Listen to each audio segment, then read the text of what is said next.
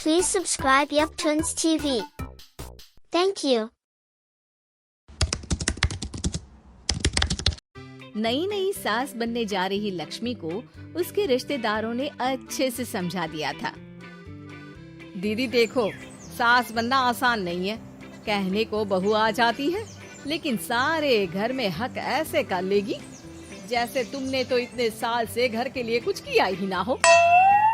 और नहीं तो क्या, मेरी वाली ने तो घर का नक्शा ही चेंज करवा दिया था।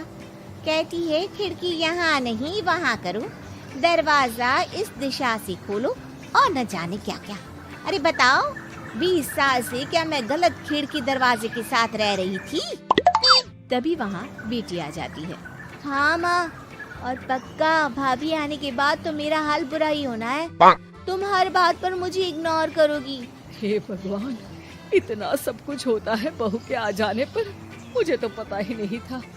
अरे एक हमारा जमाना था। अरे हमारा जमाना तो भूल ही जाओ कि सास के हाथ में कमान होती थी और हम कठपुतली। जीवन भर कठपुतली ही रहना है, पहले सास की और अब बहू की। खैर, मुर्गे की अम्मा कब तक खैर मनाती। हो जाती है बेटी की शादी और घर आ जाती है प्यारी सी पल्लवी। माँ जी चाय लीजिए। सास जो कि पहले से डरी हुई थी, हाँ लाओ लाओ। लेकिन चाय पीते ही थू, अरे इसमें किरकिरा सा क्या है? चाय में चीनी तो है ही नहीं।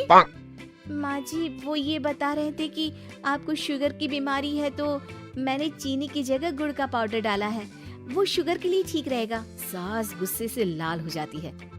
अरे नहीं नहीं, मैंने जीवन भर चीनी की ही चाय पी है, तो मैं तो चीनी वाली ही चाय पीऊंगी। तुम आई और मैं नियम बदल दूं? ऐसी सास नहीं हूँ मैं, समझी? पल्लवी को समझ में नहीं आता कि सास को हो क्या गया है। अरे माँ जी हुआ क्या है, आप तो भड़क गई। तभी वहाँ ननद आ जाती है। तो आप काम ही ऐसा कर रही है ना भाभी? अरे भाई, मैंने क्या किया?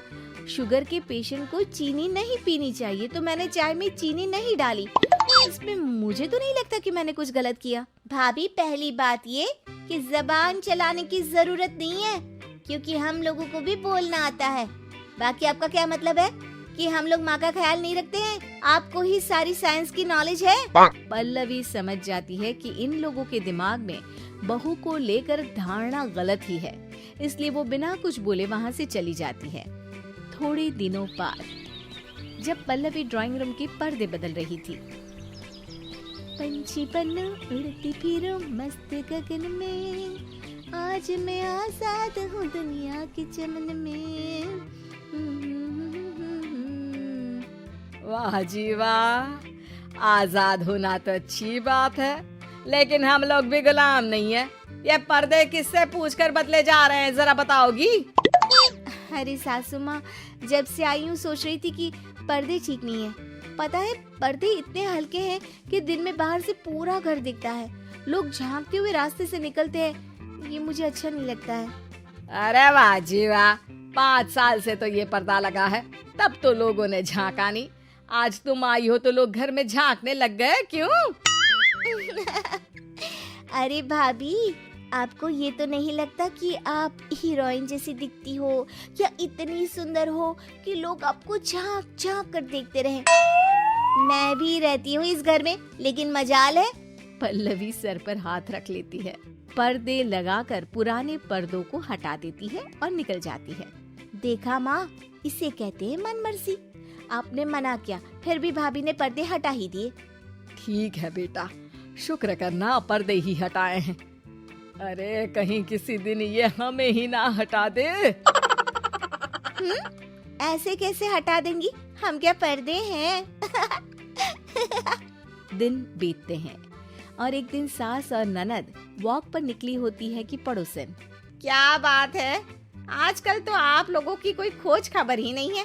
तरस गए हम लोग तो। अरे नहीं नहीं, बस घर पर ही रहते हैं पहले जैसे। पहले भी तो इतनी ही खोज खबर थी ना। अरे नहीं नहीं, पहले की बात और थी।